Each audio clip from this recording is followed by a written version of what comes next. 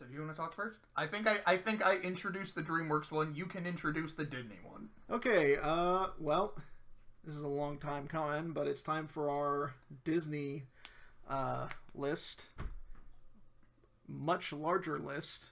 But I feel like somehow we're going to get through it a little bit quicker. Than Because the wartime movie? Because the wartime movies. So I think in this part of the video, we will go through the initial movies, the golden age, and then we'll run through the wartime movies and, get them out of the way. I think that's fair. If we're still feeling up to it, maybe we'll tackle a couple of the Silver Age movies, but if we're not, we'll just cut it there. Right, so... I guess one thing I do want to go ahead and add, of the 61 films on here, we have seen 60 of them. We have yet to watch Strange World. But since there's a fuck ton of movies here, we are going to try to, as we said, cut it in a few slices. By the time we get to the Strange World slice, we will have seen it. Speak for yourself. Yeah, you don't seem very enthused about it. I'm not super enthused about it. I haven't heard great things about that movie, but... I mean, we had to watch Frozen 2 for this list, so... It can't be that bad. It can't be worse than Frozen 2. I'm knocking on wood. All right. Oh, God. But I guess we can go ahead and get started. So, all the way back in 1937, a little movie called Snow White and the Seven Dwarfs came out. Yeah, that is such a long time ago. Think about it. In our lifetime, not very far off into the future, it will be 100 years old. Yeah. Like, holy shit. That's, 10 years? No, 14 years, like, right? This movie is older than my grandparents. Okay, can you actually do the math on that? Like, how old is this movie? Because I have to think if it's older than my grandparents. If it's 1937... Because I think my grandpa is 90? Maybe 90? It's 37, then... Well, when was he born? Do you know what year he was born? I don't know what year he was born. I just know that he's 90. I mean, I would have to just, subtract. Okay, so we're in what, 2023? 2023. Which means it would be 14 years old. Okay, so he was 1933 then, which means this movie came out when your grandfather was a little baby. Yeah. A little baby boy. That's crazy to think about. And, yeah, I can see it. Now, this movie is a technological marvel. If you really think about it, a majority of this film was done through rotoscoping, which is essentially they had live actors performing these scenes, and then they would go in and trace over every frame and animate it, which is such an interesting concept for animation.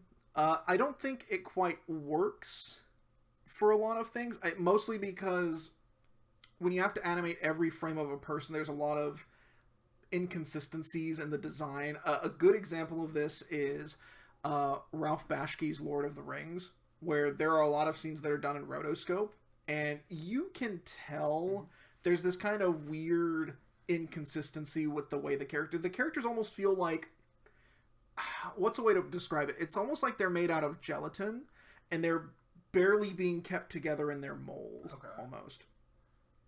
But here, it mostly works. The thing that really impresses me about this movie are the backgrounds, though. Like, the backgrounds are immaculate. I believe, I mean, it's been a while since we've watched the movie, because we started this marathon, 2 years ago? I think it was, okay, so we did Pixar first. We did Pixar first. Technically Pokemon first. That was in a different house. We did Pixar first in this house. I think that we did in 2020. Yeah, that was very early into our stay here. So I want to say, I know when we started, Raya was the latest movie. Yeah. I'm going to check when Raya came out, because I know we saw Raya in theaters. I want to say that was 2020. Or it was early 2021, because I think it was in spring. I think it was early 2021. But yeah, so we started this marathon quite a while back, so we are running from memory March 5th, here. 2021 is when it came out. As opposed to DreamWorks, because we had literally just finished DreamWorks when we started recording. And but I distinctly remember the backgrounds. They are so good. I do remember saying to you while we were watching the movie, it's like, you could freeze frame a lot of these images and put them up on a painting. I do remember put them up on a wall, and people wouldn't really tell the difference. And I think that is the movie's main draw, is the way it looks. And I'm sure that was pretty much the main draw of it back in its day, where it's like nobody had ever tried anything like this. This is the first full-length animated movie, I believe.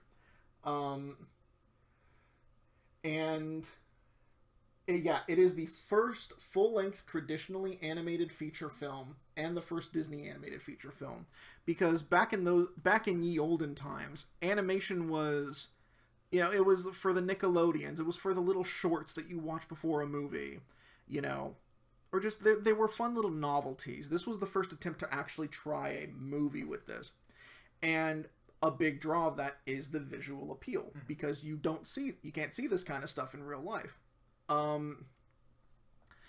And it is visually very impressive. Like the amount of work that went into these backgrounds, that went into some of these effects, because I remember there were a few times where the effects were layered, and in image editing, for most images you have layers.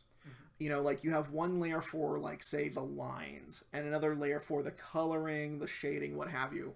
But here it's like the background was spliced into several different parts, so that whenever they would do a shot that was like panning, you could tell that they were on different layers, because they, like an image that is in front of you, that is closer to you, would move at a different speed than an image that was farther away from you. So when it's doing this, it looks different. And that's really impressive for the time, because there were no computers before computers were a thing. Before they started really using those for film. Like that kind of stuff takes a lot of effort. That's really difficult to do, and it is a super impressive film visually. I remember especially throughout like these first few movies, you kept saying, like, you would just like point out different images or techniques. You're like, this is just Disney flexing, just pretty showing much how like incredible he is at what he's doing. The man was a legitimate genius when it came to the art of animation. In terms of storytelling, however, that is kind of where the movie is at its weakest. And I'm not going to judge the film super harshly on its weaker plot and characters, because, I don't think that was really a big expectation at the time. And the main focus of the film is its look. It is there to visually impress. But yeah, the story and the characters are a bit on the weaker side. It's like, well, I like the main characters. I like Snow White. I like the dwarves. Name all 7. Fuck you. Yeah, I know. Name all 7. Oh, you asshole. Grumpy. Okay, that's 1. Sleepy. 2. Weepy. No, fuck, I did it again! You did it again! God damn you it! made the 8th dwarf Weepy! Doc. That's 3, because Weepy doesn't Fuck off. He knows what he's doing. He knows what he's doing, because we had this conversation a few weeks ago, where I kept fucking up.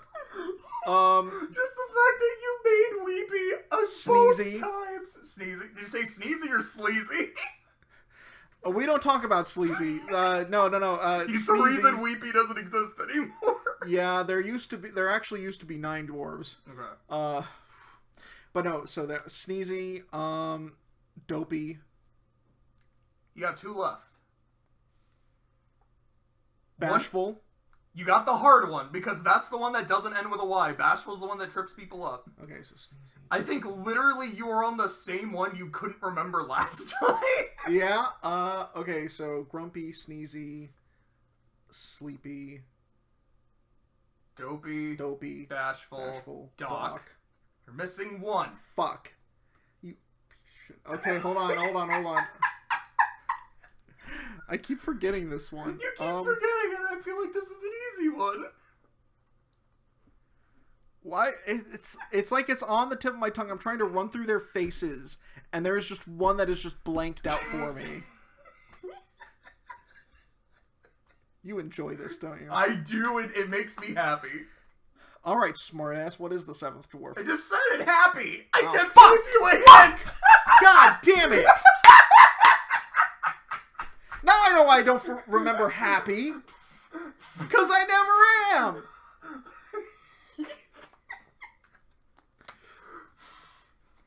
Now I feel like an asshole because I'm still laughing after what you just said, and that feels really mean. You know, I'm memeing at this point, mostly. But, okay. Fuck.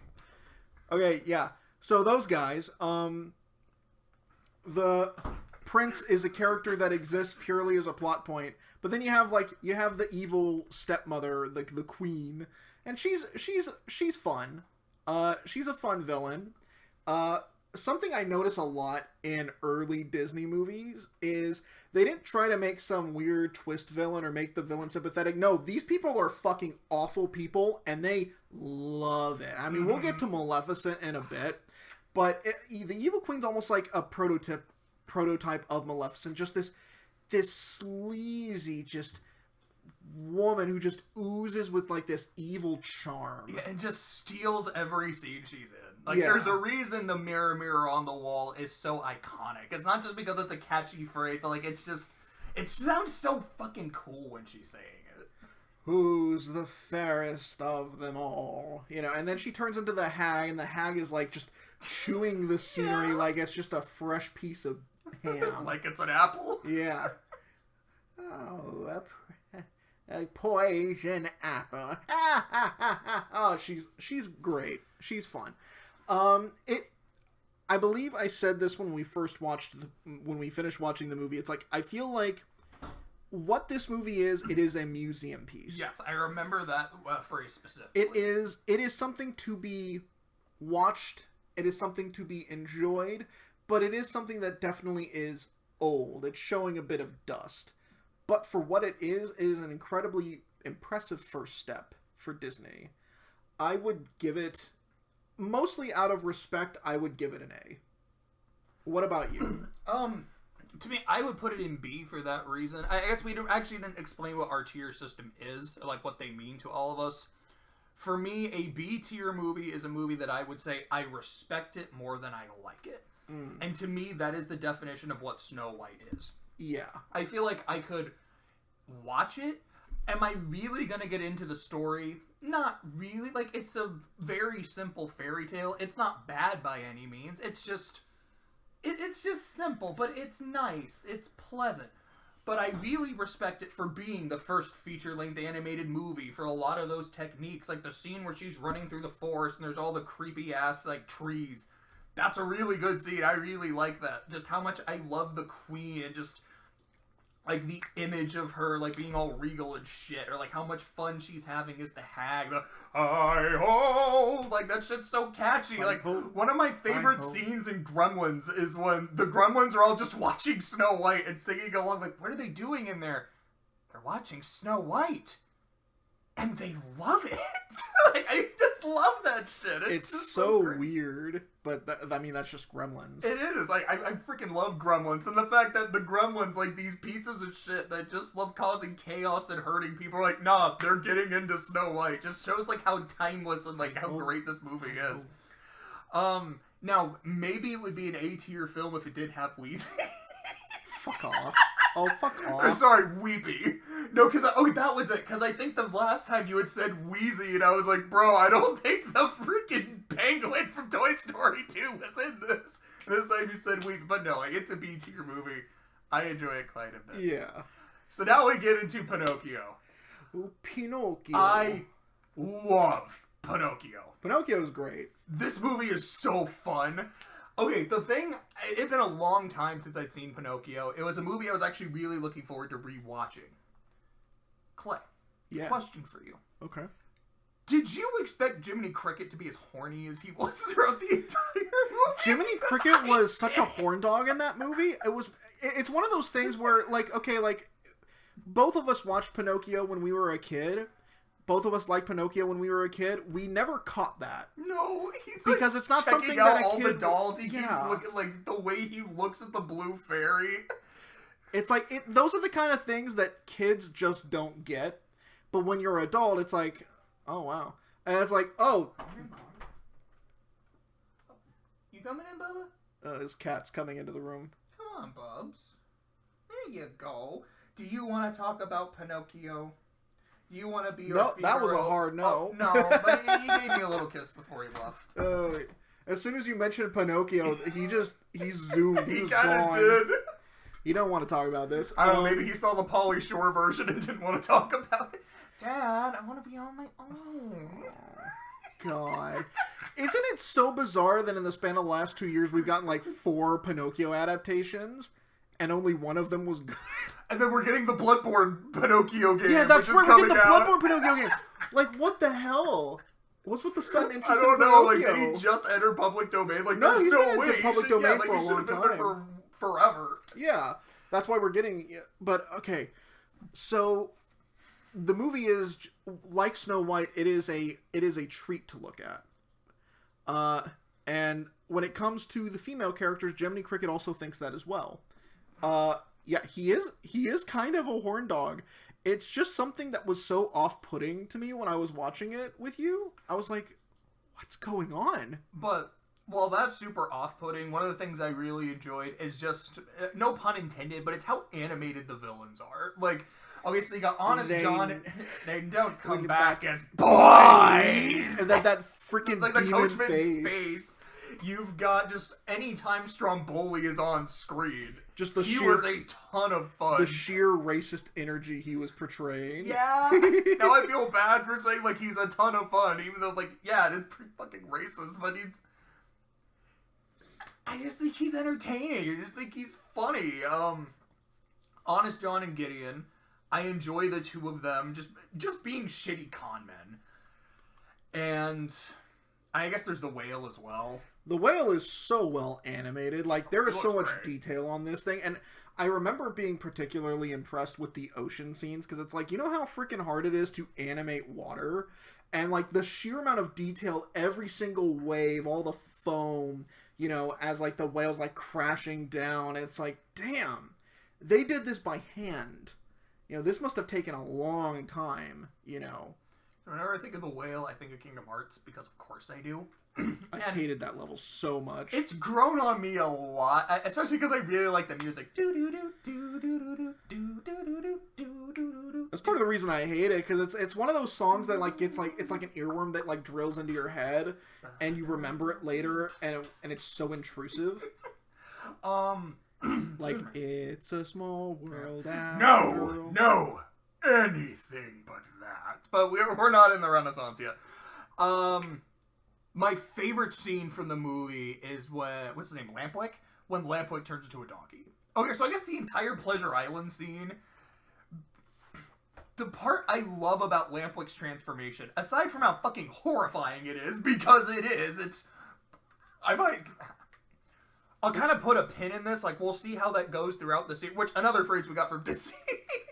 But, it might be the scariest moment in any of these movies is the donkey transformation. Like, that shit is terrifying. But what I love is when it starts happening, Pinocchio, who's got, like, a beer in one hand and a cigar in the other, because old Disney movies, people were drinking, people were smoking, there were guns. It was, I remember we kind of had like a drinking game, which we weren't actually drinking anything, but it was kind of like, okay, this is a real Disney movie because there was the alcohol or there was the cigar as like we were going through them. I don't remember at what point that really stopped, because it's not the Renaissance, because there's still like guns and drinking and Beauty and the Beast. Like, I want to say it was definitely after Disney. After Disney stopped making movies. Well, no, because even still, like in shit like, well, because The Jungle Book was the last movie he worked on, correct? It was the last one he worked on, but I think there was still stuff like that in like in some of the Renaissance movies. I think in some of the Bronze Age movies. Yeah. I guess we'll kind of go as we go. But what I love, though... We'll go as we go. We will go as we go. Okay, that reminds me... I have to do the tangent. But when I watched The Room in a theater, which is one of the greatest experiences I have ever had, whenever there was a car on screen, people would start chanting, "Go, go, go, go, go!" And my favorite is when a car was moving on screen, it was, "Go, go, go, go!" And then it stopped. Stop, stop, stop! Were the people watching this movie high? I don't know, but it's The Room. You're supposed to just yell shit when you're watching the movie. It's what makes it fun. I didn't realize it was a Rocky Horror Picture Show kind of situation. Like that's exactly what it is. But regardless, it's when Pinocchio is seeing Lampwick transform, and he just kind of like looks at his cigar, kind of has this look on his face like, what the hell am I smoking? And then just puts it away. And then a little bit later, he looks at his drink and he just starts pouring it. Like it's so funny. And I feel like, the thing that keeps the movie together is Pinocchio. Like, he is a genuinely likable character. Like, he is just a kid. He is a kid who doesn't know any better, who's trying his best, but he's a kid. It's very easy to distract him. It's very easy to deceive him. Yeah, this boy's got, like, ADHD or something, because it's like, he couldn't even make it to school. No. But I would say, to me, it's an A-tier movie because of just how much fun I had when I was watching it. Honestly, I think that's actually a little low. Because I think... So... I will say this. If you want to put it in S tier, I won't fight you on putting it in S tier. Okay, because I think most of the time when it comes to our rankings, like, we are pretty similar on it. For me, the big difference with an S tier movie is that it is perfect. It is a movie that I cannot find fault in. I feel like Pinocchio does kind of check that box.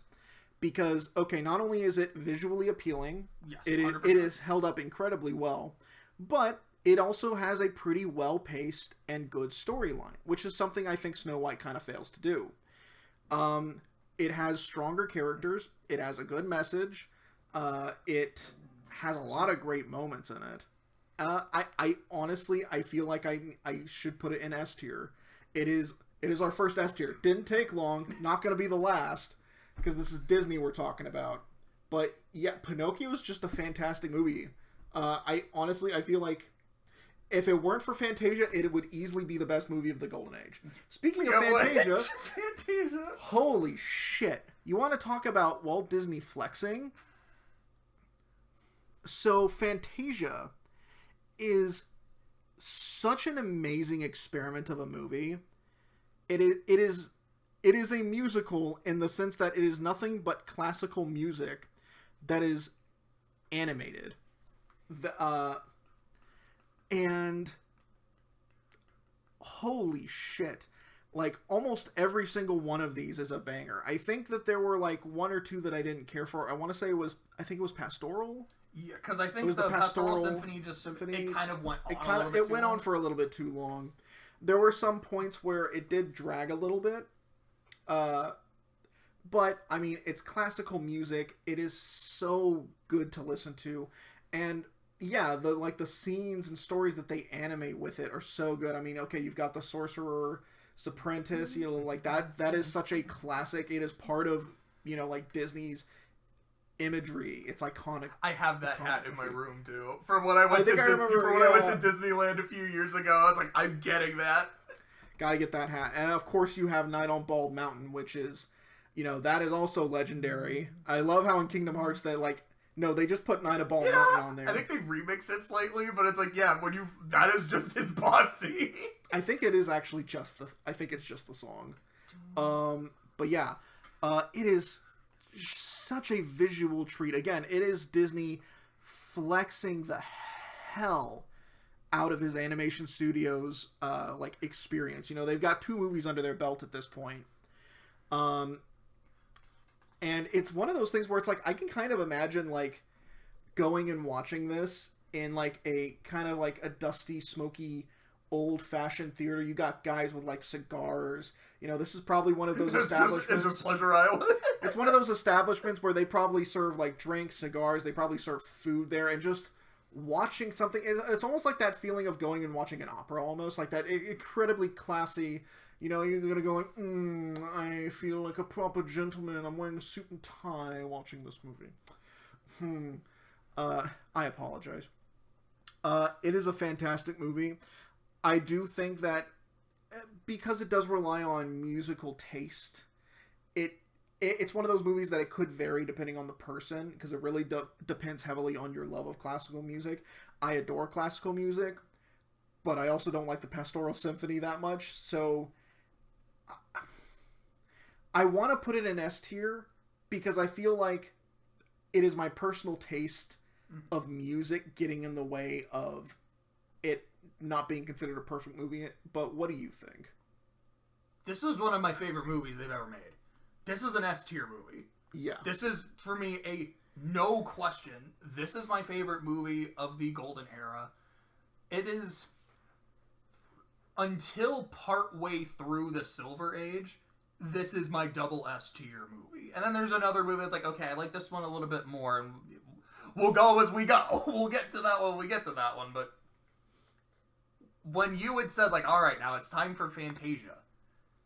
Hypothetical audience, you were not able to see that because we still don't have a webcam, but I just had the dumbest fucking grin on my face because this movie makes me happy. I just like watching it. I love watching animation. Now, do I understand a lot of the actual technicalities or the difficulties in it? No. I'm the exact same way with music. Do I understand music theory or actually, like, notes and how to construct something? Fuck no. But there's times where I just think, this sounds really good, or I like the violin. Like, I like the stringy one. But it's like, yeah, it's like, I have a dumb monkey brain when it comes to that shit, I won't lie. But seeing just gorgeous animation with beautiful music, that's a win. I know I was saying with Snow White, how it's like, yeah, the story's really simplistic, but it's pretty to look at. To me, this is almost the perfection of that. It's gorgeous to look at, and while the individual stories are still really simple, I think it just looks that much better. Or maybe it's not that it even looks that much better. It just kind of connects with me more. And yeah, to me, it's one of my all-time favorites. I know I have a personal list somewhere of, this is, I can't say all 61 movies, I haven't seen Strange World, but a list of, like, all the Disney movies, what my rankings on them were. I believe Fantasia is my number 10. Okay. Well, next up we have Dumbo. Oh, no. Oh, boy. Oh, we work all day. We work all night. We never learn to read or write. I remember both of us just going, man, I thought the crows were supposed to be the uncomfortable part of the movie, and maybe this sounds really bad, but I liked the crows. Like, I always thought the crows were just cool. They just seemed like they were pleasant individuals. Yeah, like low-key, pleasant dudes, having a good time. They kind of rag on Dumbo a little bit, and then it doesn't take long for them to go, no, you seem cool. We're going to cheer you on. We're going to be your friends. Like, I love that, especially after all the shit Dumbo goes through in the movie. Having anyone who's nice to him, aside from Timothy, is a fucking W. This is a movie that is, for me personally, I think you agree, Clay, not very pleasant. Now, it still looks pretty. It's not that the movie looks gross or anything, but it's just, it's just really mean-spirited. But it has quite possibly my favorite line, and you know what it is, out of any of these movies, when the all the elephants are doing their big performance and they're all on like the little ball trying to balance, and then Dumbo's getting in their way and the old one goes, out of my way, assassin. I laughed so hard. And throughout all the other movies, I'm like, I don't know if any line has topped that for sheer gravitas. It's pretty impressive. But I don't like it. It's not that good, honestly. The movie is one of the shortest movies on here. Is it like not even an hour? It's 64 minutes. Okay, so it's barely an hour. It is barely an hour. I was so fucking bored through most of it. Like, I feel like most of it is filler, and it's not even visually impressive filler. The pink elephants is, though. The pink elephants definitely is. Like, I mean, everybody remembers the pink elephants because it's probably the only visually impressive part of the movie. It's so weird coming off of Snow White, Pinocchio, and Fantasia, and getting this... I can't even say it's low budget, because according to Wikipedia, its budget was almost $1 million in 1941 money. How much is that? I'm gonna look that up, actually. actually. Grab your phone for it. Okay, exchange rate. Okay, so 1941. What is that, like $3.5 million or something? Money to now. Okay, 1941 money to now. a $1 in 1941 is equivalent in purchasing power to about $20.53 today. Holy shit.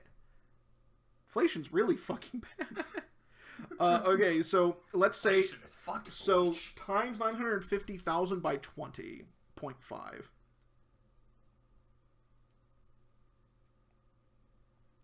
That's about $19,475,000. 19 million? Holy crap, that's badass. I mean, it made 1.3 million back, which is pretty nice.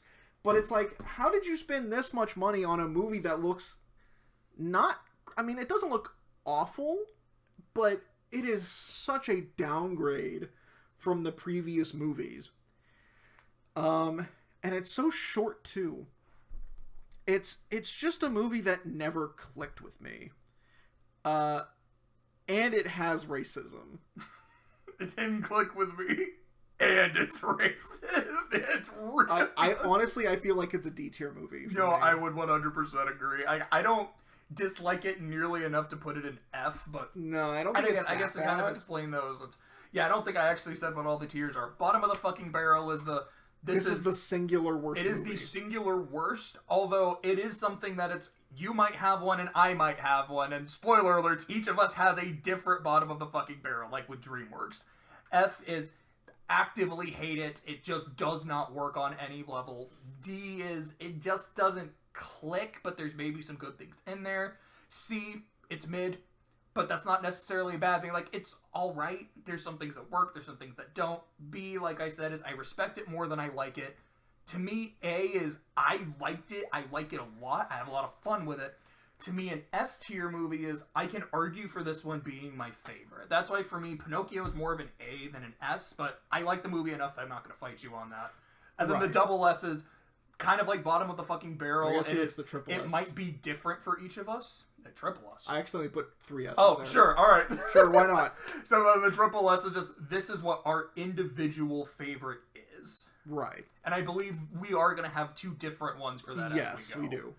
And I know for me, like, the double S movie, like, the crown changed throughout it. Like, at this point for me, like I said, it was Fantasia. But I'll let you know when that ends up changing. So, next we have Bambi's mom.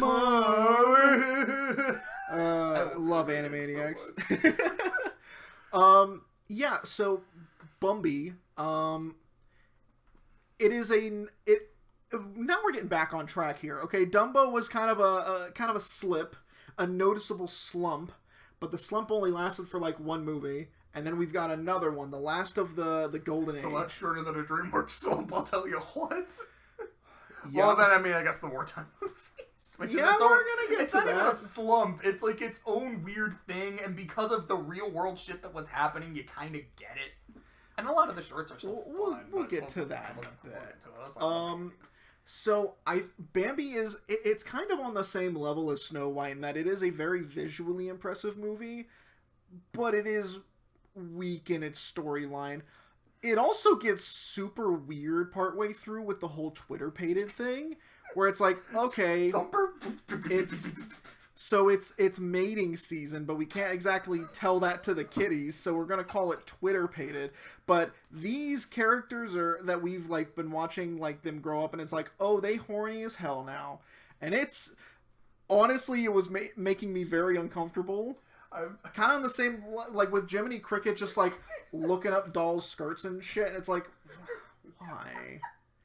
I know Disney was a little bit of a sleaze, but this is weird. So he was sleazy, the ninth dwarf, the entire time. It was we finally found it.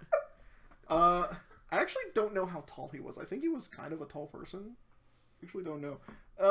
Minor thing, but I honestly feel like I don't have a ton to say about Bambi other than I think it looks incredibly pretty. Again, with Snow White, you could just like take a snapshot of some of these backgrounds and just put it on your wallpaper or something. It'd be fucking amazing. Of course, Bambi's mom dies, and that's pretty sad and all that. But I think perhaps because I'm a bitter old man who also knows the twist, I was like, okay. I will say, I know the Nostalgia Critic made this joke where after Bambi's mom dies, you get the tra la la la la la. Yeah, I remember when you saw that, you were like, I think you literally kind of like had whiplash. You're like, It that was such emotional weird. whiplash. Like, what the fuck? It was such emotional whiplash. I'm not sure what to think about that moment. And then, it just kind of ends after. Like, it goes for a little while, and then it just kind of stops. Well, because after that, you have the whole Twitter-pated thing. And yeah, then okay, that's and then the Twitter-pated and then it's the thing. Hunters, and then the Forest on Fire. That's right. Because like, there's a little bit more. Yeah, there's a still good chunk of movie after that.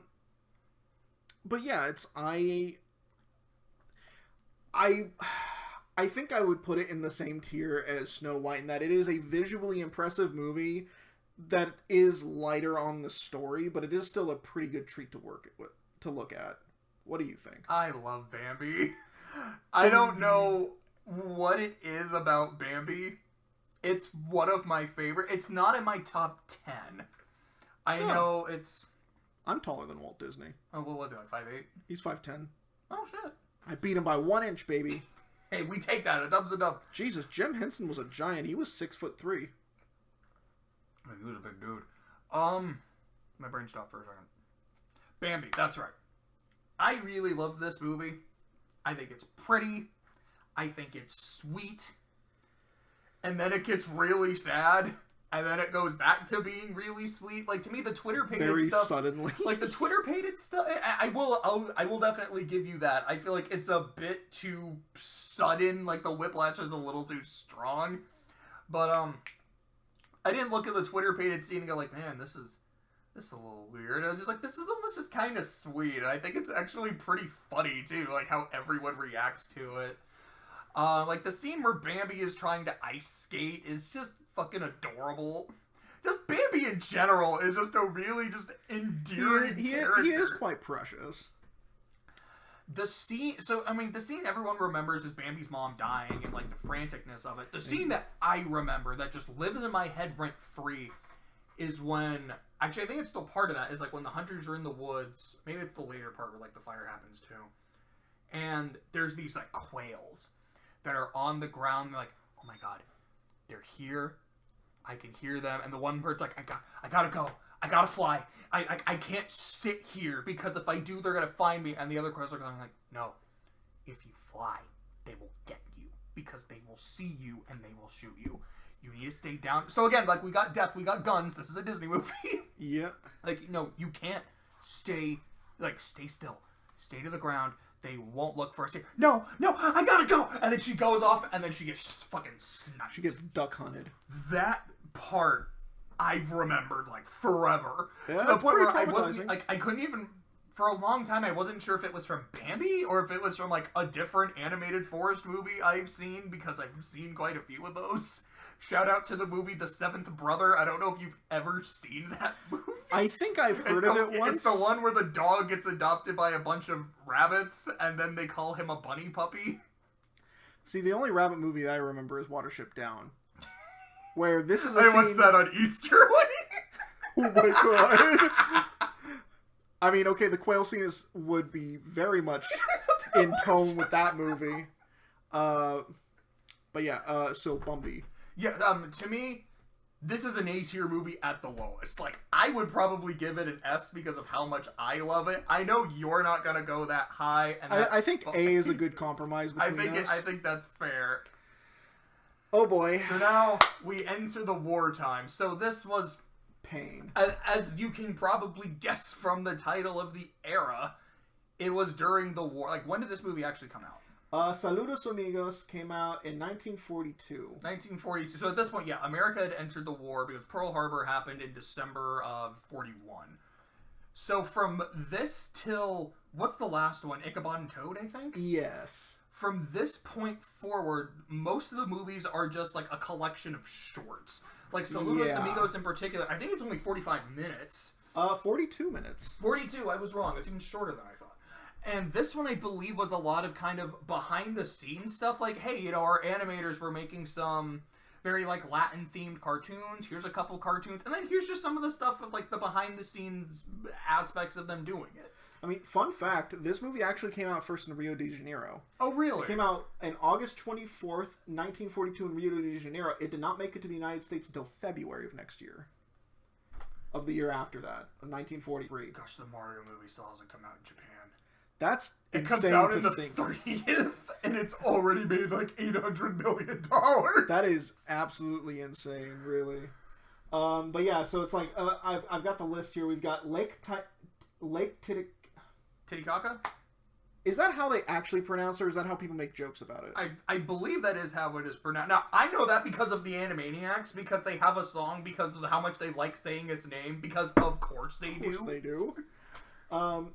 Then there's Pedro, which is the airplane. Okay, I do remember that one. There's El Gacho Goofy. And then I kind of remember that Aquarela do Brasil. I fucking don't remember anything about this. I don't really remember. Like, I kind of remember some of... Like, I remember the plane one a little bit. Like, I remember the plane one vaguely. I remember it being basically kind of like a mini documentary almost, which was kind of what kept me interested in seeing, like, oh yeah, here's some of the older culture, you know, because I love that kind of stuff. When I was growing up, there was a TV show on the Sci-Fi channel. I think it was on the History Channel. That was I can't remember it, but it was like a ghost hunting. It was a ghost hunting show where the first half of the ghost hunt was them going to like a foreign location and just experiencing the culture, and then explaining like the backstory behind like these creatures, like how this culture like created this creature, you know. And then, you know, they would do like an examination trying to like hunt them, usually to no avail. But I always found that kind of stuff really interesting. And, you know, like growing up, I always loved the Animal Planet. Like Steve Irwin was my first big hero. Mm-hmm. He was also the first big hero to die. And I remember being devastated hearing that. It broke my heart. Broke my heart. He was such a good man, honestly. But anyways, yeah, this movie's boring as shit. It's so boring and forgetful that I barely remember any of it. Now, to be fair, I feel like the time has done a bit. It's time and the fact that it's a collection of shorts, and they're all pretty, like, they're really short. Because I know in some of them, like, the Bongo short is, like, half a movie, and then the other half, I think, is, like, the Jack and the Beanstalk thing. It's like, I remember that more because there was... like stuff happening, or like Ichabod and Ichabod and Toad. I feel like I definitely remember a lot more. At least the Ichabod part. I don't remember Toad's as much. I don't super remember this. I remember watching it and thinking that, like, yeah, this is fine. I feel like for me it was kind of D tier. I feel like it's D tier. It's not. I don't remember it. I don't remember disliking it like some of the 100%. Wartime movies. Speaking of which, the Three Caballeros. They're birds of a feather. I fucking hated this movie. I think this was the first movie I actively did not like. Like, Dumbo was boring, and so was Saludos Amigos, or at the very least, it was a bit forgetful. I hated watching this movie. There are three things I remember about Three Caballeros. Well, I guess aside from the Caballeros themselves, it's like I thought they were. I remember Donald being horny as hell. Which has been a common theme for some of these movies. So that's another way you could tell it's a Disney movie. But for a regular human woman, I was like, oh, this is just like some Sonic 06 shit. This is making me like really uncomfortable. You know, that is a game that I need to add to my collection, just purely for the meme, just for the shelf, right next to the Epic of Gilgamesh. Right next to Epic of Gilgamesh, Muv-Luv, the Odyssey, the greatest works of fiction. But anyone who knows me knows that as me not being ironic when I talk about Muv-Luv. It is one of my favorite things ever. But regardless, I remember Donald being horny as hell for a human woman. I remember the bird. I don't remember what it was called. The cold-blooded penguin? No, it was this like one bird that they were like, oh yeah, it makes this one kind of noise. I think that was it. It was like it just kept like screaming. And I wanted to reach through the TV and I hated it. Like, I never thought it was funny. I never thought it was endearing. I was like, can the movie stop? And I just remember thinking, like, I'm in a fever dream. It is, like, the people who made this were on something, and... Now, like, when they're actually talking about, like, their cultures, and they're just, like, hanging out with, like, Donald is hanging out with his other two amigos, I liked that. It's like, I like the three of them. Like, they're cool when they're just, like, singing and dancing. I'm like, I like this. But this movie just felt way too long. Like, how long was it? 71 minutes. It was longer than Dumbo. And it still just, like, felt too long. It just... I remember hating it, too. I'm gonna be honest. Like, I wish I really liked it. I remember looking forward to it. I was like, oh, this one's just not doing it. It kind of broke my spirit by the end of it. I was like, please make it stop. I was like the guy in Clockwork Orange that had, like, the thing attached to my head, and I'm like, stop it, please, I beg you. It's the first F tier. I don't think it's going to be the last F tier in this generation. For me, of the war times. Really? I mean, because I feel like from this point onwards, it was just like a bunch of like kind of pleasant shorts. Like, I feel like for me, they're kind of like C tiers at least. What okay. Is this? Make Mine Music? This is Make Mine Music. So this one's I think this one focused more on different musical genres. It was almost like a mini Fantasia. It kind of was. I remember actually liking this one. Actually, yeah. Now that I'm actually thinking about it, no, I actually remember kind of liking this because there were some really good ones. Like there was one with Benny Goodman.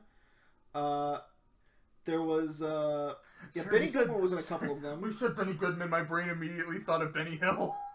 Oh, there was the Claire de Lune segment. Actually, I remember that. Okay. That was the Blue Bayou. That was the one with the two birds flying through the Everglades, and it was using Claire de Lune. Oh, wait, no. However, by the time Make My Music was released, Claire de Lune was replaced by the song Blue Bayou, performed by the Ken Darby Singers. However, the original segment still survives. I have seen it. Yeah. And I love Claire de Lune, so I just thought it was gorgeous. Yeah. There's Peter and the Wolf, Johnny Fedora, Casey at the Bat. Okay, so there was a few others. And it is... My dad loves that poem. I actually remember, I think I talked to you while we were watching this movie where I'm like, I would have loved to see Fantasia, but done in different musical genres. Like, instead of classical, we've got kind of like a bluesy or like a jazz kind of thing. And that's kind of what this movie was. Actually... I think some of 2000 did that too. 2000 was definitely a mix of genres and a few repeats. Because I think it might have even repeated something from this movie, actually. I'm not sure. Don't quote me on that. I'm having a little bit of a harder time remembering this movie. But I remember it being okay. So do you think a C tier? I think it's like a C tier movie. I think that's fine. I think that's fair. Fun and fancy free. Okay, I actually have to look these up. This one I think was Bongo and Jack and the Beanstalk. Am I right about that? Let's see. Okay, this is Bongo. Okay. And Jack of the Beanstalk. Got it. Okay. Because is it just those two? I think it was just those two. Okay. Because they were both pretty lengthy. And then in between, there was that segment of, like, a dude reading the stories to a little girl, and he had, like, a dummy with him. That the dummy scared the shit out of me. Kept, like, roasting him the entire time. Yeah. I remember this one being okay. Bongo didn't click with me as much as it did with you. Here's always say with a slap. Boom. I thought the Jack and the Beanstalk one was entertaining just because, we have Mickey, Donald, and Goofy. And those three are always just fun to have because of their dynamic. I think it was also just kind of an okay C-tier movie. I think, to me, it's at least a B, because I remember having so much fun watching it. Like, I don't think I would quite say an A-tier movie, but to me, it's a B-tier for sure. It was B for Bongo. Come on, Clay. Okay. Melody Time. Oh, fuck, I don't remember this shit. That I know is Johnny Appleseed. Johnny Appleseed was... I think John Henry. That could be wrong. No, because I remember... Okay, because I know of Johnny Appleseed from the... It's like, was like Histories of the American West like, or something. Histories of the American West was like a VHS collection of like Disney shorts. That's what I remember John Henry and Appleseed from. Yes, I think there was like maybe one or two others, but I don't remember that one quite as much. But this one did have The Legend of Johnny Appleseed.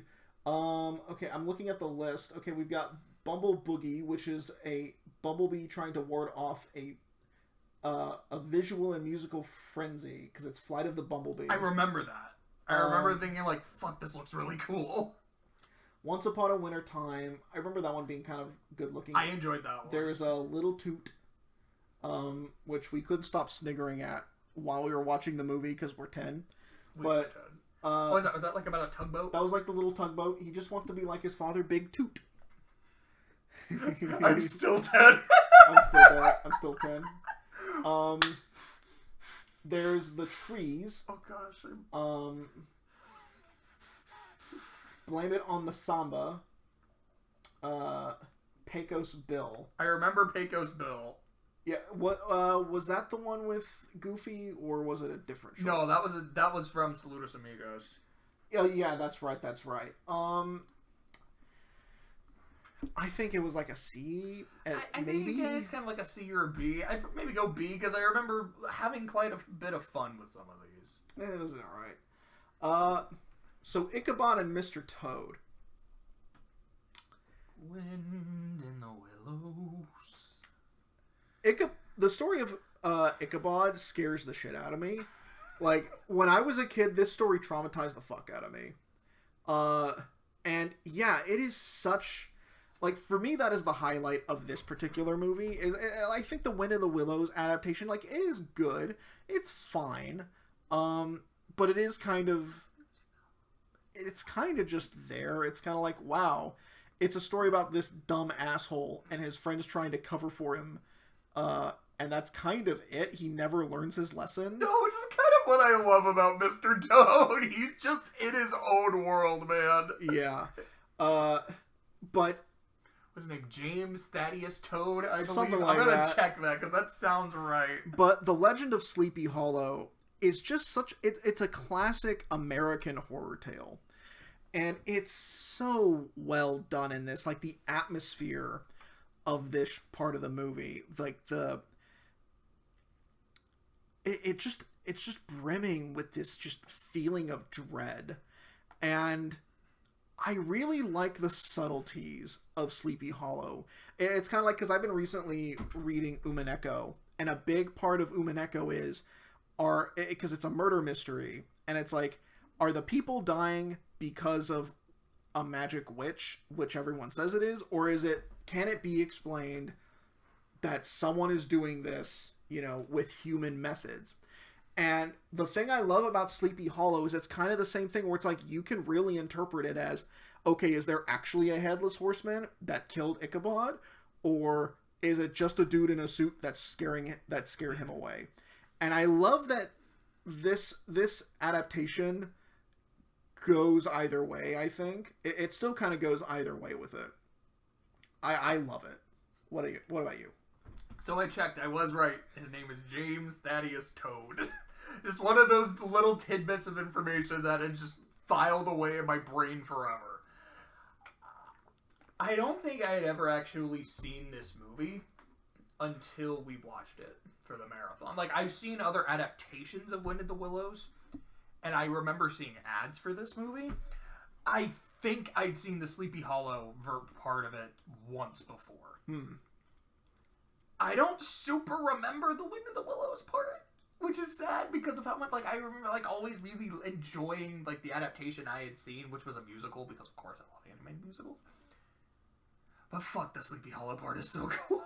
What I love about Ichabod is this man looks like if a stiff breeze came by, he would crumple. But he can eat like the best of all. I feel like I have known several people like that. Like, that are just thin as a board, and yet they eat more than I do. His metabolism is on point. It's like, I'm a little jealous. And just like how all the women are like fawning all over him because he's handsome, he's the school teacher, and all he can think of is, free food. Like, if I'm hanging out with her, she's gonna cook me this, but then I can hang out with her, and then she's gonna cook. He is kind of a sleaze. He's such a sleaze. He's sleazy. Yeah, it wasn't Walt. It was Ichabod. It really was. And like, I just think it's so funny. And I was like, yeah, we're rooting for this guy to get the girl, but he doesn't love her. He just loves her money. He doesn't even love her money. He loves her food. Well, the money makes the food. It's like, what? It's from the Dover Boys. How I love her. Father's money. Like, that is literally what Ichabod is. That really is. It's so funny. And yeah, the chase scene with the horseman just looks fantastic. It is so cool. Me so much as a kid. Creepy. It is so badass. Just that cackle. Who does the cackle? Ah! I don't know. Let me see, actually. Legend of Sleepy Hollow. I don't think it says. It might be Bing Crosby, because Bing Crosby is the narrator. He is Ichabod. He's also Brom Bones. Okay, so then, yeah, he is... Bing Crosby probably does them both, then. Yeah. Or you just said he does a villain. He probably does the horseman. I just really liked it. This, to me, is the best... Because I believe this was the last wartime movie, right? This is the last wartime movie. It's for me, the it's best an A. one. Yeah, it's an A-tier movie. It's the best one, like, no question. Yeah, it is like the Wind of the Willows part. I wish I remembered it, but the Sleepy Hollow part is so fucking strong. Like, that alone is an A-tier. Okay, so the next era, what does that cover again? This is the Silver Age. What's the first one? Cinderella? Cinderella? I believe it's Cinderella through, I want to say Sword in the Stone. What movie is after Sword in the Stone? Is it Aristocats? I have to find it. There it is. Jungle Book. Okay, what's after Jungle Book? Aristocats. Okay, so then it's Peter Pan through Jungle Book. Because I know Aristocats is the first movie in the Bronze Era. So it's Cinderella to Jungle Book? Yeah. I think I'm good to go for a little bit longer. I think so. Yeah, we can go. We'll go through this. All right, so Cinderella, night and day, Cinderella. So I think I told Josh this. It's like, if the golden age is, it is this era of putting your best foot forward and really trying to, like, show off what animation is capable of. Then, we kind of hit a bit of a slump with the wartime era. They couldn't quite do what they were wanting to do. A lot of resources were being diverted to the war effort. But now we're out of that. Now we get back on track. Now it's time for us to start flexing again. And we start with Cinderella.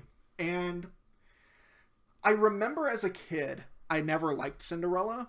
I always thought it was kind of a boring, nothing movie. Boy, was I an idiot. Because Cinderella is, honestly, I think it is the first movie in this list so far that I can say is a genuine classic. Now, I guess that's not true, because there is Fantasia, but I feel like Fantasia is more of it is a work of art. This is a Disney movie. This is the Disney classic. I feel like it kind of codifies a lot of the tropes we see in a lot of the movies going forward when we think of Disney classics.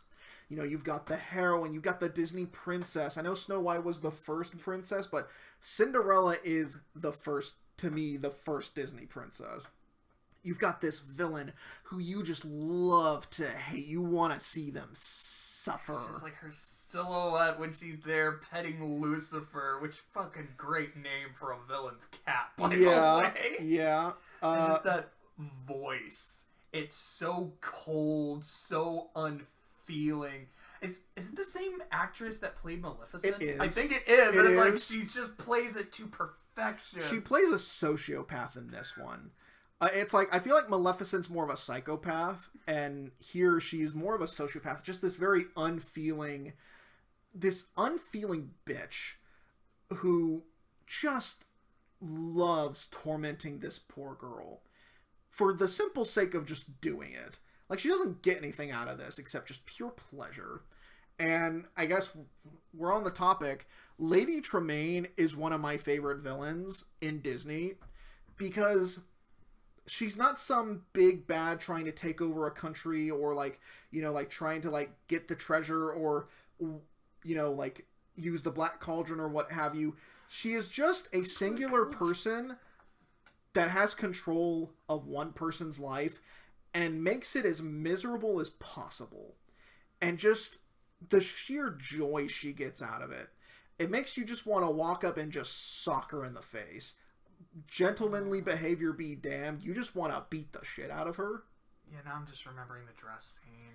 The dress scene is so uncomfortable. It is. Like, I hurt when we were watching that scene. Yeah, it really did. It's like, because it's like, this is the thing she had to look forward to. She did everything they asked her to do, even the really unreasonable shit.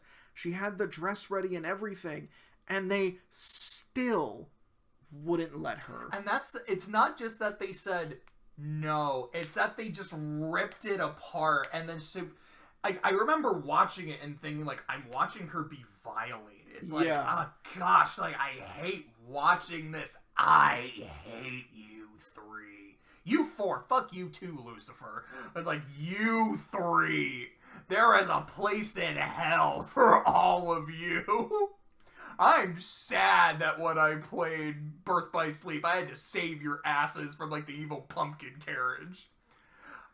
I think Aqua was, like, talking some shit to him at one point. I think she even considered, like, fighting him. Maybe I should kill them. It was like, if the game let me, I would have done it. If this was Skyrim, oh, baby. They would have been gone a while ago. It's free real estate. It's free real estate, yeah. But yeah, I hate these fucking people. Like, holy shit. And that's how you know it's good writing, because it makes you so emotional. It makes you so connected, because it really does a good job of really making you sympathize with Cinderella. But I think the thing that I admire most about this movie is, when I was a kid, I always thought that Cinderella was very bland. I am so incorrect about that. Yeah, you mean the movie as a whole or the character? Yes. Okay. It's like, I always thought Cinderella was just, she's just this damsel who just, needs someone to save her. No. She very much has her own character. She very much has a backbone. Despite the horrible condition she is in, she wasn't broken. At least until the dress scene. Mm-hmm. Because it's like, despite that, she still keeps her head up high. She still keeps her joy. She doesn't let them break her. The dress scene is what broke her, and I think that was why it worked so well, is because she is a strong character. She is someone who has gone through all of this trauma, because, like, if you read the original story, it's like, no, like, her dad married this stepmother, and, like, she really loved her dad. Her dad died, and I think, depending on the adaptation, the stepmother was the one who killed him, and is basically tormenting this girl out of spite. And despite all that she's been through, she is still a good, happy person. And then her dreams get torn from her, and she is broken. And that's when God says, I'm gonna do you a solid. I'm gonna do you a real solid, lady. And, fairy godmother shows up, and it's like, bibbidi bobbidi boo. C minor, put it in C minor. C minor. And it's like, yeah, then you see, like, all this good stuff happen to her, and you're so happy that she finally gets something. And then, you spend the rest of the movie where, like, they're trying to find the girl with the glass slipper, and at the very end, the climax of the movie is very simplistic. It's like, yeah, she locks Cinderella in her room, so she can't be part of this. Because she knows. Because she knows. And just that whole climax, it's like you were like at the edge of your seat going, yes, come on, we need her to just go down those stairs, come on, get the key in the lock, or whatever it was they were doing. It was like, like the mice are all working together, the animals are all working together, and it's like, it works so well, and it's so well paced. Because I feel like that was actually a big issue with a lot of the movies on the list so far, is that, aside from the shorts, because, they're shorts, but, like, the actual movies here on the list, it's like, they had pacing problems. This movie felt very well paced, and I thought it was amazing. Honestly, for me, it's an S-tier movie. So, like how you had said when you were a kid, you were watching it, and you didn't really like it. I feel like I didn't get it. Okay, so, for me, my sister watched this movie so much that I tried to destroy the videotape, but I didn't have to watch it anymore. And my genius brain went, here's what I'm gonna do. I'm gonna take a crayon, and I'm gonna scribble all over the title of it, and that's gonna keep the machine from reading it. I'm a genius, and so nobody's smart but me. Nobody's smart but me, and it didn't work. Oh boy! I will always laugh at because of just how funny. Just because of how just dumb it was. And It's not only was it stupid, but it was genuinely motivated by malice. Oh boy! And so you have Lady Tremaine, who is intelligent and motivated by malice, and that's what makes her fucking scary. Yeah. Like I said, the Lampwick scene is the scariest scene in Disney for me. As we go forward, there might be something I remember. I'm like, no, that's worse. This is probably the scariest villain because, like you said, this is just a person. It is just a regular human being with power over someone else. There is no bullshit. There's no supernatural stuff. It is just control. And enjoying just squeezing everything you can out of someone else. And I think the reason why it's so scary is because that's something that happens in the world. Yeah, like 100%. There are no Maleficents in the world, unfortunately. There are no, what is it in the Black Cauldron? Like the Horned King. Horned King. There's no Emperor Bellows. There's no Horned King. There's no Scar. But there are so many Lady Tremaines out there and so many Cinderellas who don't get their fairy godmothers. Mm-hmm. And it's honestly super heartbreaking. I know my mom used to work for DHS and had to work with a lot of cases of child abuse. And I know that really affects her a lot. And my mom she's a great mother. And I know that kind of stuff affects her because you look at that, especially if you are a parent, and you look at that situation, you can't even imagine treating your own child that way. I think I remember I read about this Fresh Prince of Bel-Air, where it's like that really famous scene where Will's dad walks out on him, and I remember reading the actor who was playing the dad, as soon as he was off camera, he started crying because as a father he could not imagine ever doing that to his child. To them, that was just something that he could not conceive. I remember one of my teachers in undergrad, she was an attorney for a long time. I think she was a prosecutor. And there was this story she always talked about where it's this one child who was being abused and how the state kept trying to help but could never get enough proof to prove it. And then the kid ended up dying. And it's something she always says. It's the reason I want my students, whether they become police officers, whether they become lawyers, whatever, to always be prepared is to prevent these situations. To make sure, when we see someone who needs our help, you can always save them. You will, whatever it takes within the law to get it done, you are able to do it. I remember not, kind of like you, thinking the character of Cinderella was going to be very bland. I feel like Ariel is like this too, where she's a very easy punching bag to just say, this is super anti-feminist. This is just a woman who does nothing but clean and do the chores and doesn't stand up for herself, and this is just a bad thing nowadays. But then when you watch it, you're no, she has a lot of character. She has a backbone. That's really what it was. I was I remembered, you said, she never let them break her until it finally happened. And it took so much to get to that point. It's yes, she does the things she tells them. But it's not that she's not oh, yes, stepmother, I can't wait to do it. It's just, yes, stepmother. Yes, stepmother. I'm not going to let you break me, but I know I don't have a choice. But I'm going to do what I have to get through this, but I'm going to get through this. It's almost I know I have to put up with the shit, but I know I'm going to get out of this somehow. And it doesn't feel but someone's going to save me and it's going to be wonderful. It feels like there is a genuinely likable, independent spirit in here. And yeah, that's what makes the dress scene so hard. And then when someone does go to save her, it feels a lot more earned, weirdly enough. Because this is someone who has been hanging on as long as they can. And sometimes you need someone to help you. And sometimes you do. And now that she no longer can, someone stepped in and did her a solid, and it just makes that scene so fucking satisfying. It really does. I like the songs. you know, everyone can just go bibbidi bobbidi boo, and like it's pleasant. I like it. The prince is a nothing burger. He really is. I don't know if he had like 4 lines of dialogue in the movie. His dad is funny as hell. His dad's funny as hell. I remember because the 2 Cinderella sequels, like especially the third one, are actually pretty good. It's like in terms of Disney sequels, they're actually kind of top tier. And it's like the prince gets a lot more personality and becomes a much better character. But that's neither here nor there. That's not until we do the Disney sequel. No, we're not doing that. Yeah, like I don't know if we're gonna do that. No, we're not gonna do that. I would get to watch Bambi 2 again. I remember really liking Bambi 2. Like it's unironically great.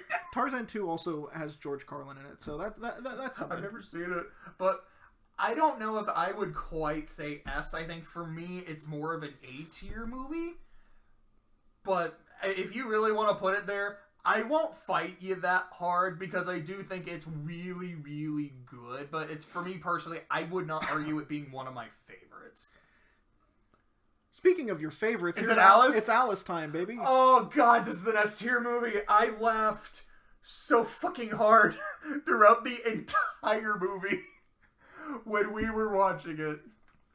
Always on my way. Be sure to curtsy, dear. It saves time.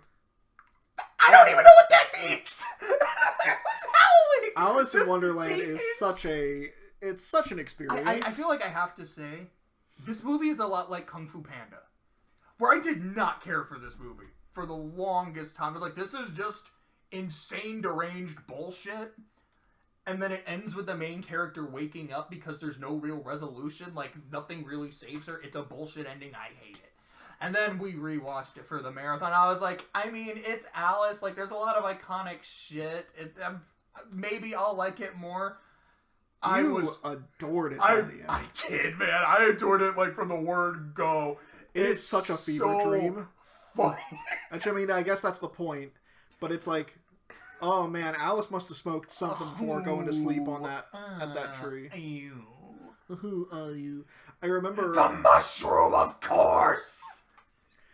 Oh my god. And even before we rewatched it, and I realized how much I loved it, I've always fucking loved the Walrus and the Carpenter.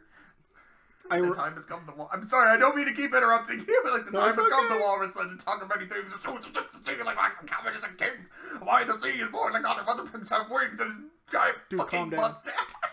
I'm turning red with joy. You are actually.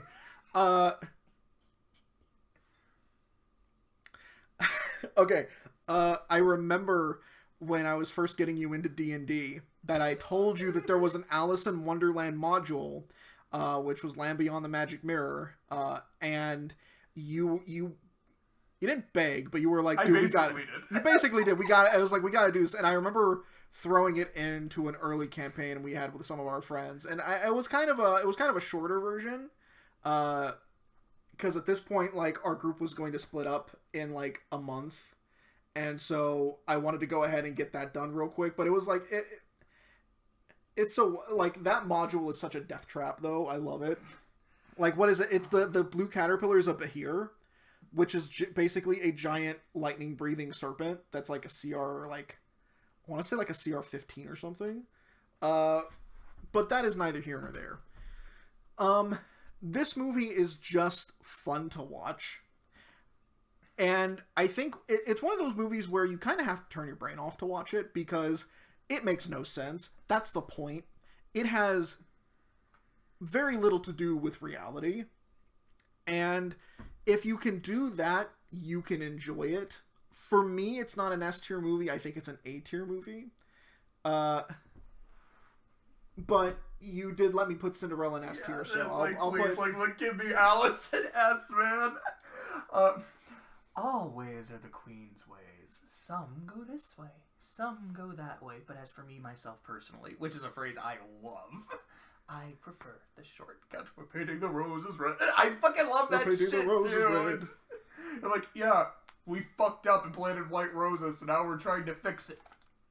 Who painted my roses red? And they all just throw each other under the bus, and she's like, alright, I don't know who did it, so we'll just kill them all.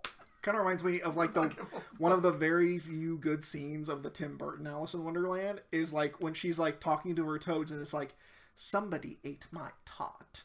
and she's like, and she goes over to one of the toads, and he's like trembling, and he's got like a little something on the lips. She's like, it's raspberry. I was so hungry. Off with his head. Off with his head. And I love the Queen steals the show when she appears, honestly, because she's just so fun. You gotta love the King too. Just there's like Her Majesty, the Queen of Hearts, and then the King just like tugging on the rabbit's like coat. And the King. it's just a fun time. Peter, we're flying.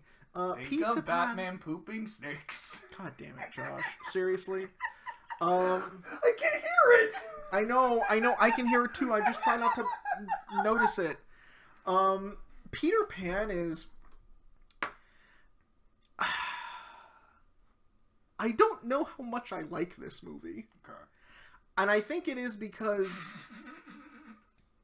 Okay? Sorry, I just opened Twitter and then I see this picture of male Byleth holding the Monado. Interesting decision. Future Redeemed comes out today. Oh, yeah. So, I remember not caring for the characters in this movie. It was like, I felt like I didn't really care a lot about these people. I thought the boys were fine. I think the Lost Boys were okay. Wendy was just kind of there. Peter's fun. He's fun to watch. Just, getting into swashbuckling adventures and what have you. Hook steals the show. Hook steals the show. Hook is so much fun to watch. Just this super hammy, cowardly pirate. He's so funny. And every time you hear the crocodiles clog, dun dun dun dun. Yes, you'll see dun, the crocodile's eyes just popping out of the water, and you see Hook spasming with the clock. It's so good. He's come for me, Shmee. Do not take me on the hand. The movie again falls into the trap of the older Disney movies of having really bad pacing. I just didn't gel with it. I didn't think it was that visually impressive. I didn't think it was super interesting. Racist as fuck, by the way. Okay, why Dumbo was red bad. man red? Dumbo was bad. This was worse, I think. Horrifically racist. But I thought it's a C-tier movie at best for me. I feel like I have to give... I don't have a lot to say about... this is not one that I have a lot of history with. And it's not one that when we rewatched it, Alice, or I'm like, oh my god, this movie fucking clicked with me. I've always thought Peter is just a massive dick, which he's a kid. He's a young boy, and they really play up that, so it makes sense why he is the way he is. Tinkerbell is an awful person. She is actually really nasty. Which is kind of funny. I think I enjoy how awful she is, but it is just kind of I think I remember my biggest problem with the movie is that the whole bomb goes off in their home, and then it just, cuts to the climax, and Peter and Tinkerbell's fine, and they just do not explain it. Because they completely skip the I do believe in fairies part of the play and the book. Which was that's the most iconic part of Peter Pan, I think. Is I do believe in fairies. I do believe in fairies. And they completely skip over it. I think it's the only adaptation that does that. It's really weird. But I think the movie is fine. I don't love it. I can see why other people do. Hook and Smee make it a B-tier movie. Even with the parts that don't click, even with the really racist parts, which I was like, boy, this is unpleasant to watch. I love Hook so fucking much. This one I honestly feel like it is a C tier at most, honestly. You can put it there if you want, but I'm just... We've been alternating on yeah, it's that's stuff. Fine, but I gotta give my shout out to Hook. He's so funny. Oh boy. Lady and the Tramp. I didn't like this movie very much. Why don't you like Lady and the Tramp? I thought it was boring as shit, dude. I thought this movie was so boring. I liked Tramp. I think he is kind of an interesting character. Donnie, you don't speak the English. Donnie, you don't speak the English very well. I didn't super click with Lady. It's like I kind of get it. You know, we got a Boss Baby scenario where like the baby comes in and like, you know, you kind of like get the shaft. You know, I kind of get it. But then it's like basically just them walking around town and talking and doing things, and then all of a sudden a rat comes in and tries to kill the baby, and it's like, that's a pretty creepy scene. Yeah, the rat's pretty creepy, but rat also scene is great. Also doesn't make a lot of sense. Like, I don't think a rat would go after a baby, really. Why not? I mean, it's just aggro as shit. I guess it was aggro as shit. Yeah. I really hated the ant. I thought. Oh, okay. Sorry. When you said that, like, I actually just thought of an ant, and I was like, "What are you talking about?" Like, I don't remember there being an ant in the movie. Oh, I get what you mean. Yeah, she's just kind of one of those. She kind of reminds me of like the child support person from Peabody and Sherman, where it's like, you're just kind of an awful person for no real reason, and I hate you. Like, I'll say this: I'm a cat person.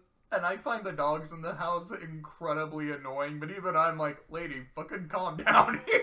Calm the fuck down. Like, this is bordering on abuse here.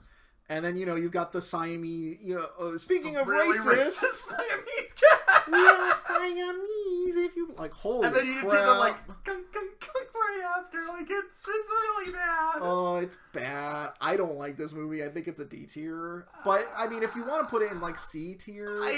For me, it is. I don't think I can quite put it in B. But I do like the movie. I like the Tramp a lot. I love the scene in the pound, like, just how creepy that is and how, like, unsettling it is. How creepy the rat is something I really like. The fucking spaghetti scene is so iconic. It is a classic. Like,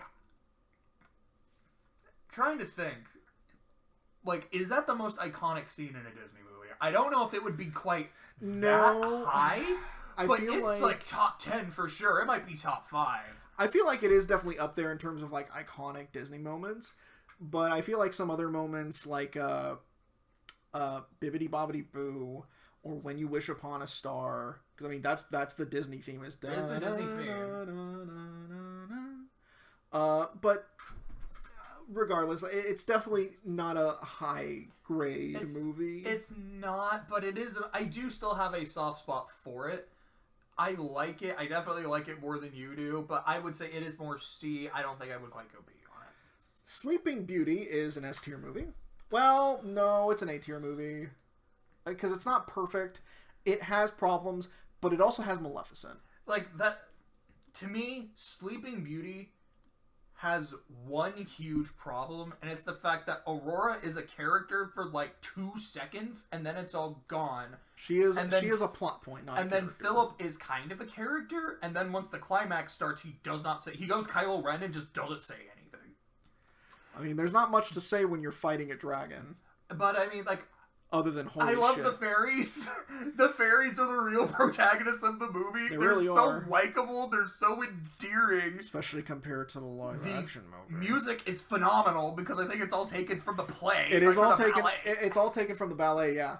It's fantastic. It is. It is. I think it's Tchaikovsky. I believe it was Tchaikovsky who did the Sleeping Beauty ballet. The movie looks great. It does look great. Gosh, I love just the look of Maleficent's fire. Like, that baleful green color is so cool.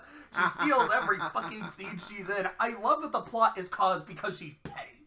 And it's just, you didn't invite me.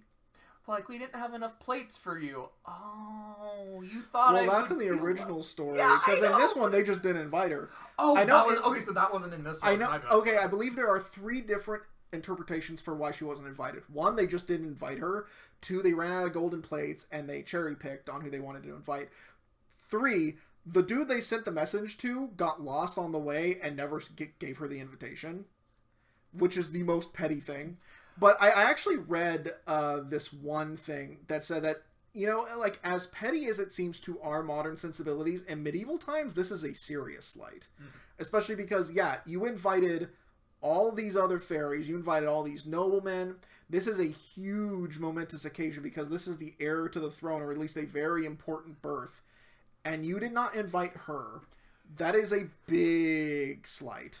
You're right that they didn't intentionally vibrant, because I remember when she shows up, she makes a comment about how... She gives them an out. She gives them an out, like, perhaps it got lost. You know, sometimes these things happen. And she gives them that out of, like, do you want to take this? And then I think it's one of the... No, it's like the blue fairy who goes, you weren't wanted. Oh, I'm so sorry. And then the queen's like, you're not upset, are you? Like, no! In fact, I have a gift to give as well, just to show how not upset I am. Yes, she will be beautiful. She will be loved. She will be adored by everyone who sees her. But on her 16th birthday, she will prick her finger on the spinning wheel and die. It's like, honestly, as petty as she is, she gave them an out. It was their damn fault. It's like, okay, the most powerful dark witch fairy of the land walks up to your doorstep, pissed that she didn't get an invitation, but she gives you an out. Fucking take it. Do you want your daughter to be cursed? Seriously. Then I don't remember what she says to Philip later. There's a part where she has him trapped, and I think she says something along the lines of, like, don't worry. I'm going to let you out so you can kiss her awake, or she's like, no, I'm going to make sure she wakes up.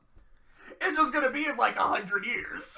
like she says it in a way to, like, yeah, it's like she says it in a way just to fucking troll him, and it's just so funny. It's like, yeah... The whole plot started because they were stupid. And I mean, of course she takes this petty grudge too far. Then again, she is a fae. And in folklore, fae are very much known for being incredibly vicious when it comes to grudges. Like, if you mistreat a fairy, they will hound you for eternity if they have to. And it really does fall in line with her character that, yeah, like, you don't fuck with fae. She gave you an out. That's the thing. I remember there was like one live action version of Sleeping Beauty. I don't remember which one it is, but I remember that scene where they're like, well, we didn't invite you because we didn't have enough golden plates. And she just looks at them. She's like, not enough golden plates. And she starts going around the dining table, picks up the plates, fucking shatters them. Not enough golden plates. I don't know which version of Sleeping Beauty that is, but that scene lives in my head rent-free. Speaking of things in this movie that live in my head rent-free, the fucking dragon, because it's so cool, it's so cool, and I have PTSD from fighting in Kingdom Hearts, but it's so fucking cool, and I love it. I never found that dragon that hard in Kingdom Hearts. I've had some difficulty with it.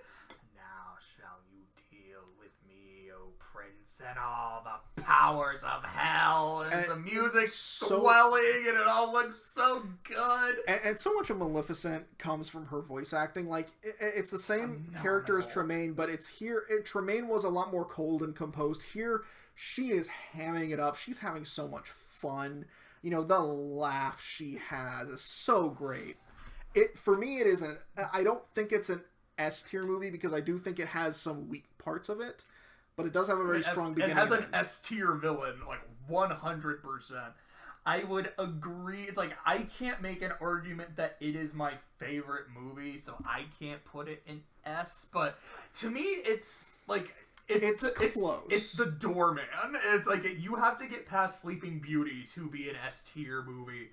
And it's like, on a different day, I can almost convince myself to put it that high. But like, I feel like Aurora and Philip are a little too weak for that, but everything else is just so good. It is. A 101 Dalmatians. So Speaking of fucking great villain. Cruella de Vil.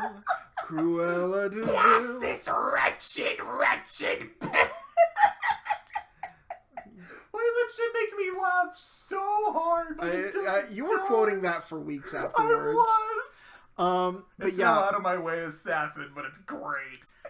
I feel like Cruella is what moves this movie up at least a tier or two, because otherwise I would find it kind of a boring nothing movie. It's like, I like Pongo and Perdita. I think they're kind of interesting, but I feel like, okay, they were really interesting in the first part where it's like they're kind of like talking about like, oh yeah, like they're humans and like trying to get their humans to interact with each like other. just Like like that trying to whole like when scene. Pongo's trying like, all right, Roger's really lonely, and I could use a woman. These two. No. Well, this one, no. She's giving me those eyes like that. That is way too snooty. Short. Like, oh, that one's pretty cute. And she got a Dalmatian. That's the one. Yeah. I gotta set this shit up. Like, I think that part's really fun. That part is really fun. And then I feel like the whole plot afterwards of like them trying to escape and get back home, it's fine. It's okay. It does have Horace and Jasper. It does have Horace and Jasper, which I'll always remember the live action version. With Hugh Laurie. It has Hugh Laurie. And Glenn Close. And Glenn Close. And like, it's such a good version. Your tongue. Woof woof. Like the live action version is actually really good. It does such a good job. I feel like if it wasn't for Cruella de Vil, this movie would be like a C movie verging on a D tier movie where it's like it's just kind of passable. But with Cruella, I think it is a B tier movie. I would agree. Now, one thing I do want to bring about the movie is the look. It's so like grainy. It's like it's almost an unintentional. I think it's intentionally unfinished in places where like you can see like the lines from like the given that it takes place in fucking London, it's like I feel like it really adds to just like the look and vibe of the movie. Good aesthetic, I think. It's like I think it looks great, like because of that, like especially when we come after Sleeping Beauty, which is just this is a fucking masterpiece. It is another movie that it's like you could take some paintings of this and like put it 100%. And then Dalmatian is. It's a step down, but I feel like it's a stylistic choice, and I think it works really well. But yeah, so like a B tier movie. These wretched pens. Is this fuck? Okay, I have to bring up the climax when Cruella's driving like a mad woman, and she got like the demon red eyes. swirls. It's so funny. Ow! Shut up. Is Sword in the Stone the last of this, or is it Jungle Book? Jungle Book. Okay. F. What are we on? Sword of the Stone? Yeah, I really did not like Sword of the Stone. This movie is fucking garbage. I think this was I felt tortured by the Three Caballeros. I was so bored to tears by the Sword in the Stone. It's such a boring, stupid fucking movie that doesn't even look good. It looks cheap as shit. It does. Arthur's a dipshit. Merlin is not. You remember how his voice actor was going through puberty at the time? So yeah. I think he has like 3 different voice actors. It's like the kid after he's hit puberty, and then the kid's little brother. Yeah, he had like 3 different voice actors. It's really weird throughout the movie how Merlin just dips partway through. He's like, fuck you, I'm going to Bermuda. And then he just leaves for the climax. Which there wasn't even really a climax. Yeah, the climax is just him pulling out the sword. This feels weird to say, but now seeing King Arthur as a dude is weird for me because I've been so indoctrinated by Fate, and now that I'm reading the VN and the VN is fantastic. Like when I think of King Arthur, I just think of Saber, and I'm like, oh right, I have to remember it's not a woman. Yeah, this movie it's incredibly poorly paced. It's not that funny. It's not that good to look at. But I don't like these people. Madam Mim. Madam Mim It's a pretty fun scene. It's a fun scene, but that's kind of it. I will say, I felt so bad for the squirrel because, like that, I never thought I'd say this, but I felt bad for the squirrel. Because this house has a huge squirrel problem, and I fucking hate them. But it's like, no, this poor little thing. I know that, I think I read on TV Tropes that a big part of Sword in the Stone fanfics is just getting those two together. It's like making her happy. Making that poor thing happy. But it is a hard F tier movie. This one isn't though. That's the thing. It's like I feel like I wish I had something to say, but I don't. I just remember, thinking this is boring as sin, and it's just it doesn't, like you said, it doesn't look good. Nothing really happens. It just meanders. It doesn't even have like a 3-act structure. It just kind of meanders from. I just didn't enjoy it. And it felt like it did go from being a D to an F, and I don't even know at what point it happened. I feel like the thing was, like, watching Dumbo and watching, like, Saludos Amigos, I'm like, these aren't clicking, but they're fine. I remember feeling like I am wasting my time watching Sword in the Stone. Yeah. And that's, to me, what made it an F. It was like, this was a time sink. You were getting nothing out of it. Yeah, just bad. It's a bad movie. Is that Jungle Book I see? Yes, it is. So this is not a bad movie. This is a great movie. So, as I said earlier, Fantasia was the double S for a while. This was the movie that knocked it off that perch. And this one holds the double S for a while. I love The Jungle Book. I have seen this movie, I don't know how many times. This is an important movie from my childhood. It's one of those movies I could probably quote it in my sleep. Bare Necessities is one of my favorite Disney songs. It might be my favorite Disney song. I've always thought Mowgli is kind of okay. I've never loved the character. I've never hated the character. I think he's serviceable. I love Baloo so much. I really like the live-action version. I hate what they did with Baloo. It is surprisingly one of the few live-action Disney remakes that are good. It's like, I really like Bill Murray, but the idea of making Baloo like this weird con man, and maybe he's like that in the original novel, because I've never read it. It doesn't sit right. But they made him Bill Murray. And then I'm like, no, that's the whole point. But then they made about... Christopher Walken the Monkey King, and Ooby-Doo. I want to be like you. Laughed so hard. Like, I went into the movie, like the remake, going, I just want to hear Christopher Walken sing. And it's kind of like going into the Mario movie. Like, give Jack Black a song. You know you got to do it. Please do it. I was like, please give Christopher Walken the song. I don't know if this is still going to be a musical. It probably won't be. Just do this. And they did. I was like, this is a 10 out of 10 movie. Even though it has there's other things I might like or might not like. You gave me what I wanted. It also had Idris Elba as the tiger, and that's pretty cool. Which was great. Speaking of which, Shere Khan is one of my favorite Disney villains. Was it Tony J, I think? Was it? I don't think it was Tony J. I think his name... I want to say his name was like Earl something. Ravenscroft? Maybe. No, let me see. Maybe? I'm not sure. I might be completely wrong, because I don't think this was Tony J. It was... Where is it? Kira, Orangutan, George Sanders. I don't know why I said Earl. George Sanders is well known as... He's the voice of Shere Khan. He was Mr. Freeze in the live-action Batman show. Okay, I thought it was a different person who did this. I'm actually completely wrong about this. I actually don't know a lot of this guy's work. Huh. But so here's what I will say about The Jungle Book.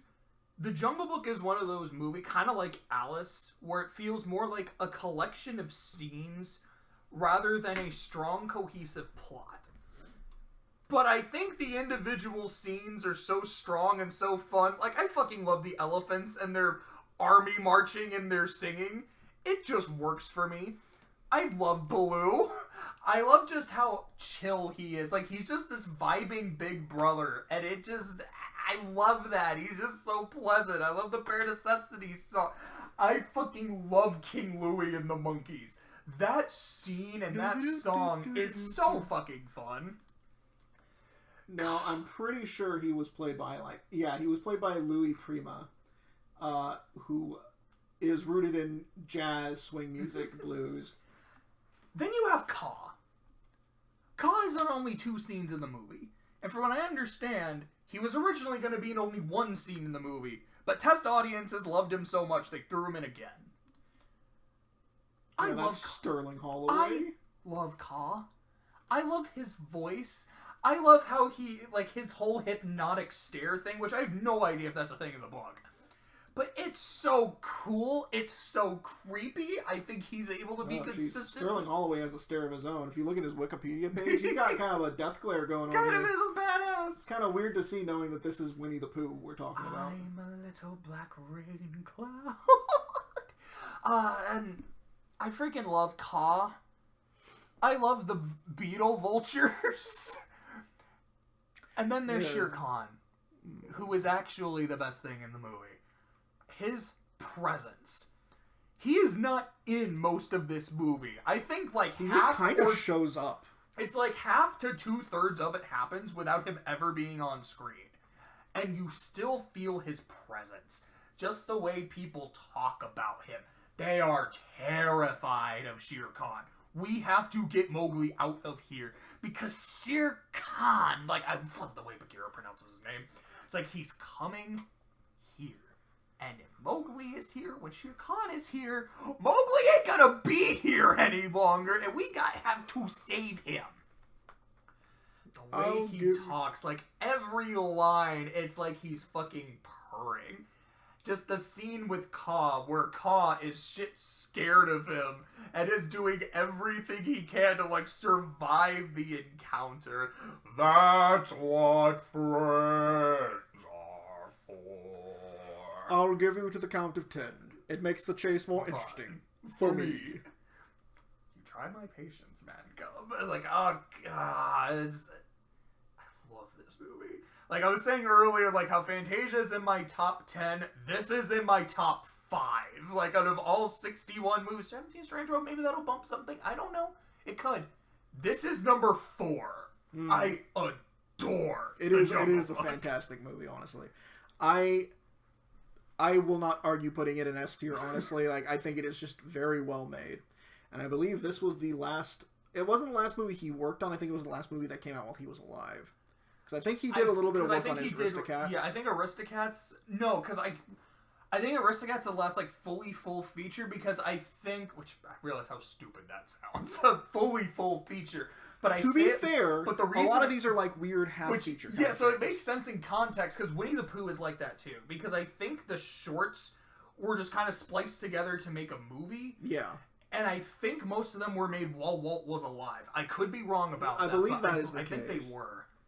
But yeah, I think this was the last one that he fully worked on himself.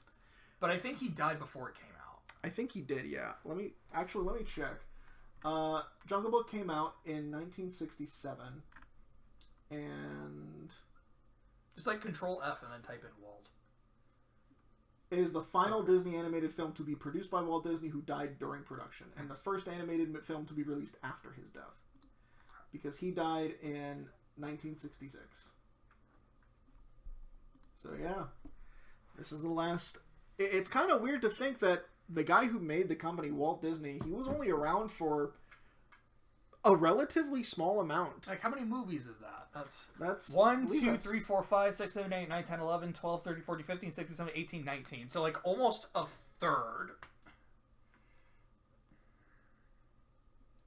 Yeah, because this is 42 movies left. It is kind of weird to think that, yeah, we still have 42 movies left. Oh god, that's like the entirety of DreamWorks. It actually is, and I think that's a good place to kind of end it for this session. I think that is. But yeah, so we will see you guys in the next part of the video where we will look over, I don't know, we'll look over quite a few movies. But bye-bye.